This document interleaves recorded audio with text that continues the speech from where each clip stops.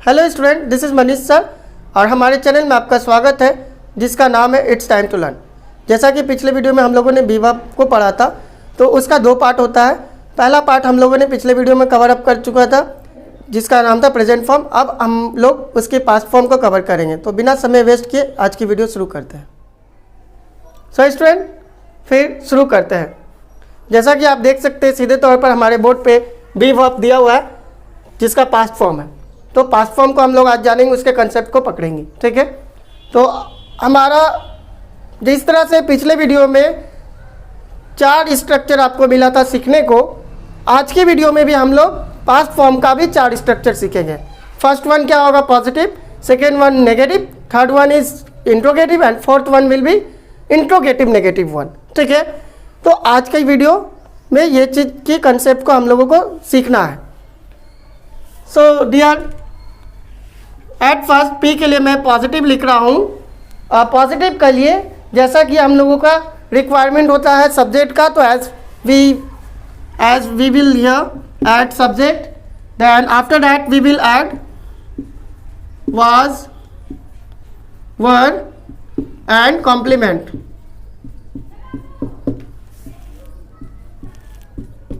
Complement, right. ठीक इसी के बाद हम लोगों का आता है नेगेटिव स्ट्रक्चर। तो नेगेटिव स्ट्रक्चर में करेंगे क्या?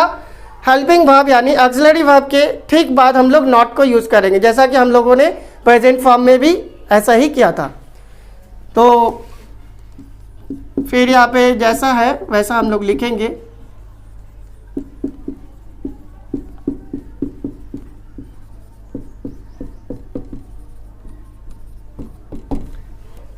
अब हमारा थर्ड पार्ट होगा इंट्रोगेटिव। इंट्रोगेटिव बहुत सिंपल है कि हम लोग इसमें करते क्या है, ऑक्सिलरी वर्ब को बाहर ले लेते हैं और सब्जेक्ट को अंदर कर देते हैं।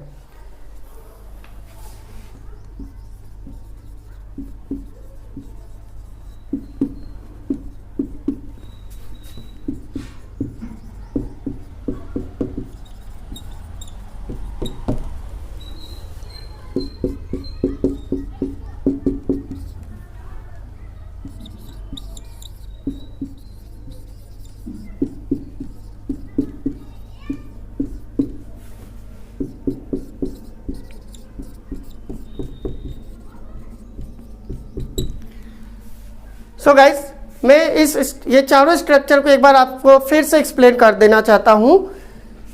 As we structure the sentence, at first we require a subject. तो हम लोग को सब्जेक्ट का ज़रूरत होता है, सब्जेक्ट दे दिए।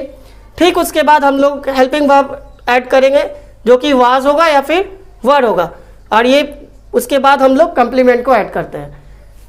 आपसे यहाँ पे आपको एक कंसेप्ट सीखने को मिलेगा। 2 वर्ड का मैं पढ़ने बताऊंगा जो कि प्रोनाउंसिएशन में डिफरेंसेस होता है, वेयर और वर। हम लोग वेयर को भी वेयर बोलते हैं और वर को भी वेयर बोलते हैं। It is easy to write but when you will write it is easy, but when you will communicate this word then it would be difficult one for you. आप सही से प्रोनाउंसिएट नहीं कर पाओगे। जैसा कि हमारा ये वर्ड है वेयर। वेयर को हम लोग जनरली, इसका हिंदी होता है कहाँ। ठीक है, अब है ये हमारा दूसरा वर्ड। आप इसे क्या पढ़ते हैं?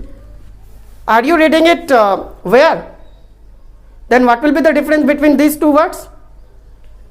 सो guys, it is very important to know this technique also.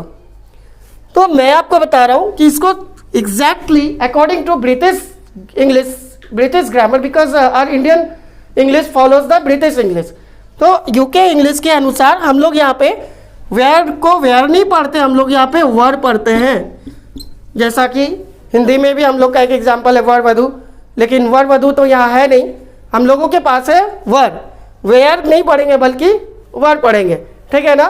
तो ये हम लोगों का बहुत बड़ा एक कन्फ्यूज़न है।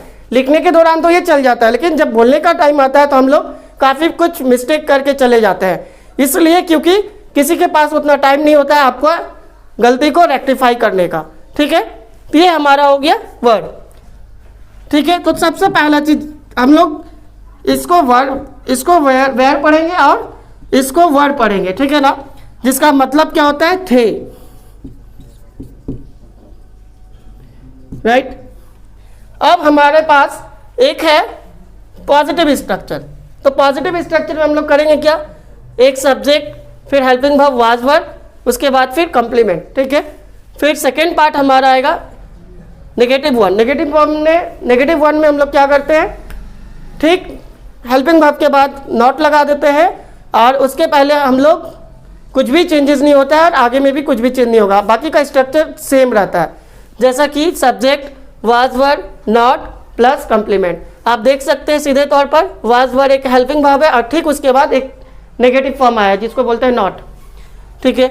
और इंट्रोगेटिव में हम लोग क्या करेंगे, वाज वर्ब फिर सब्जेक्ट, जैसा कि इंट्रोगेटिव में हम लोग करते हैं क्या, हेल्पिंग वर्ब बाहर आता है, सब्जेक्ट अंदर चला जाता है, तो वही किए हैं, हेल्पिंग वर्ब हमारा बाहर आ गया है और सब्जेक्ट अंदर आ गया है और ठीक कॉम्प्लीमेंट आएगा as requirement of the sentence we will fit the word and at last but not the least we have interrogative negative one.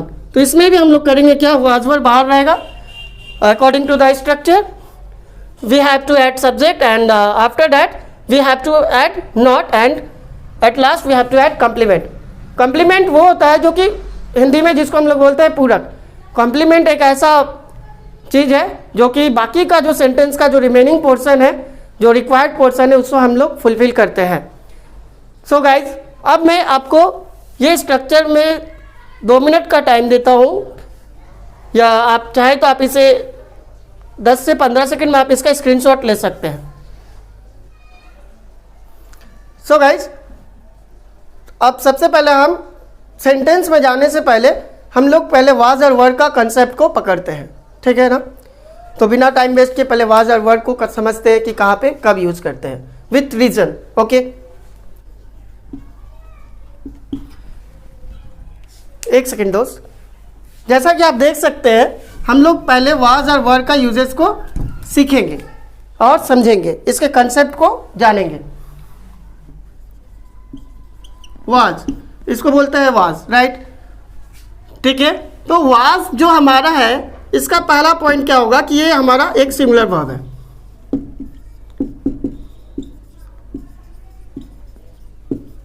ये हमारा जो है वो सिंगुलर हेल्पिंग वर्ब है। इसका सेकेंड पॉइंट हम लोग को समझना है क्या, ये है, ये किसके साथ यूज होगा, जब ये सिंगुलर है तो जाहिर सी बात है जैसा सब्जेक्ट वैसा वर्ब, तो हम लोगों को यहाँ पे इसका यूज सिंगुलर सब्जेक्ट के साथ करना है। तो यहाँ पे डायरेक्टली हम लिख सकते हैं क्या, इट इज यूज्ड विथ, एक second sir,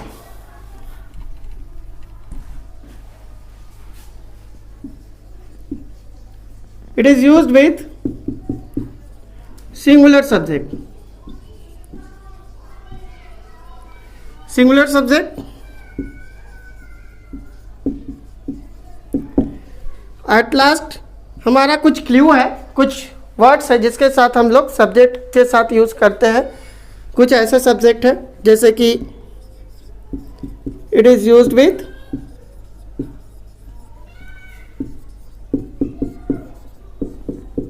he, she, it, और या फिर और एनी सिंगुलर नेम।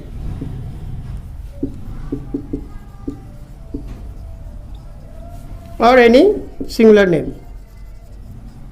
दोस्तों, जैसा कि मैं देख पा रहा हूँ कि बहुत से मेरे व्यूवर्स जो है वो वीडियो को पूरे अंत तक नहीं वॉच करते हैं, जिससे कि वो रियल कंसेप्ट से वंचित रह जाते हैं। इसलिए मेरा आपसे गुजारिश है कि आप वीडियो को अंत तक जरूर देखें।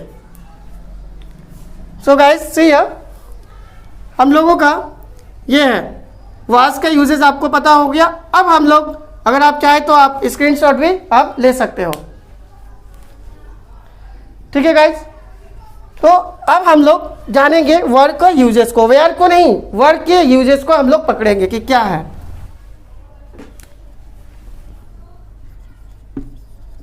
एक है हमारा वर्ड, इसको पढ़ते क्या हम लोग, वर्ड, ठीक है ना। अब वर्ड का यूजेस क्या होगा, ये हमारा प्लूरल वर्ब है। At first we have to understand what it is a plural verb. इसको शॉर्ट में हम लोग लिखते हैं it is PV, plural verb. Plural का मतलब तो आप लोग जानते ही होंगे, मोर देन वन, चाहे वो 2 हो, 3 हो, 4 हो, लेकिन ये 1 से अधिक होना चाहिए। दूसरा पार्ट क्या है कि ये प्लूरल सब्जेक्ट के साथ यूज होगा।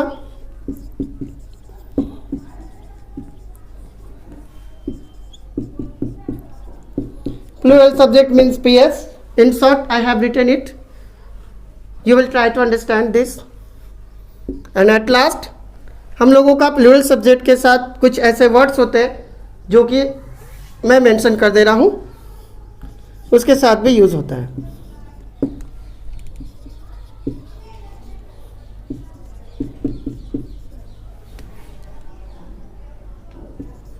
यू, वी, दे और एनी प्लूरल नेम।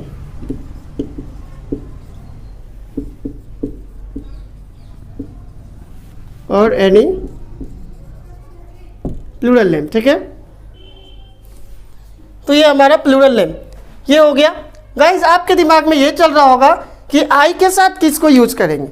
तो गाइज मैं आपको ये बता देना चाहता हूँ कि आई के साथ हम लोग कभी कभी वाज का भी यूज़ करते हैं, तो कभी कभी वर्ड का भी यूज़ करते हैं। अगर हम लोग कोई भी अगर स्पेशल सेंटेंस अगर यूज़ करते हैं या फिर कंडीशनल सेंटेंस बनाते हैं तो हम लोग वहाँ पे आई का भी इस्तेमाल, आई के साथ वर्ड भी इस्तेमाल करते हैं। जैसे कि अगर मैं पक्षी होता तो मैं आसमान में उड़ता, तो इसका इंग्लिश क्या होगा, if I were a bird I would have fly in the sky. तो वहाँ पे वर्ड का यूजेस हो गया। लेकिन बहुत जगह वाज का भी यूज़ करते हैं हम लोग। तो गाइज आई में दोनों यूज़ करते हैं according to the situation of the communication purpose, right. So guys ये हमारा हो गया दोनों का यूजेस, ठीक है। अब हम लोग डील करेंगे कुछ सेंटेंसेस। जैसे कि हिंदी में हम लोग बहुत सारे सेंटेंस है, जैसे कि वहाँ अंधेरा था। अगर मैं पूछूं कि क्या आप बता सकते हैं क्या वहाँ अंधेरा था, तो आप इसको कैसे बोल पाओगे। आप लोगों में से अगर कोई जानते हैं तो आप जरूर इसका कन्वर्जन आप कमेंट बॉक्स में जरूर ड्रॉप करें, ठीक है। लेकिन मैं आपको बता देता हूं कि काफ़ी लोगों को इसे कन्वर्ट करने में प्रॉब्लम हुई होगी। तो सबसे पहले मैं आपको ये बता दूं, इंग्लिश में हमारा ही को प्रेफर किया जाता है, ना कि सी को। ही मीन्स कोई लड़का को, और हिंदी में हम लोग सी को प्रेफर करते हैं, ना कि कोई ही को, क्योंकि इंग्लिश जो है वो लड़के को प्रेफर करता है, ना कि लड़की को। लेकिन हिंदी मातृभाषा में हमारी लड़कियां या महिलाओं को प्रेफर करते हैं। सो गाइज अभी हम लोग क्या करेंगे यहाँ पे, जैसे कि मैंने पहला सेंटेंस आपको क्या बोला, वहाँ अंधेरा था, ठीक है गाइज। तो यहाँ पे हम लोग वहाँ के सेंस में हम लोग यहाँ पे देयर का इस्तेमाल करेंगे, ठीक है। और देयर हमेशा अपने साथ सिंगुलर वर्ब लेता है, तो देयर के साथ हम लोग वाज का इस्तेमाल करेंगे, ठीक है गाइज। तो पहला सेंटेंस हमारा क्या, वहाँ अंधेरा था।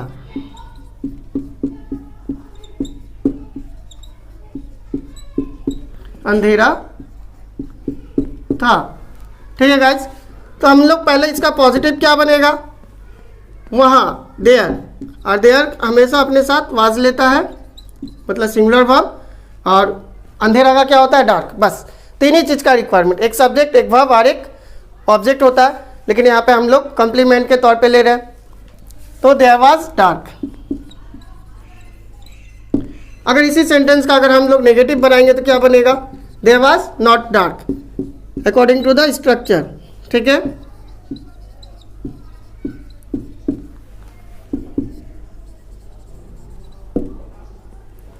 इसके बाद हमारा क्या, इंट्रोगेटिव। जी हाँ, इंट्रोगेटिव में हम लोग क्या करेंगे, हेल्पिंग वर्ब बाहर आ जाता है, तो यहाँ पर भी हम लोग क्या करेंगे, वाज को बाहर कर देंगे और देयर को अंदर कर देंगे। क्या हुआ, अंधेरा था, तो was there dark, was there dark. अब आएगा इंट्रोगेटिव नेगेटिव में क्या करेंगे हम लोग, सब्जेक्ट के बाद वहाँ पे हम लोग नॉट लगाएंगे, तो यहाँ पे वाज देयर नॉट डार्क।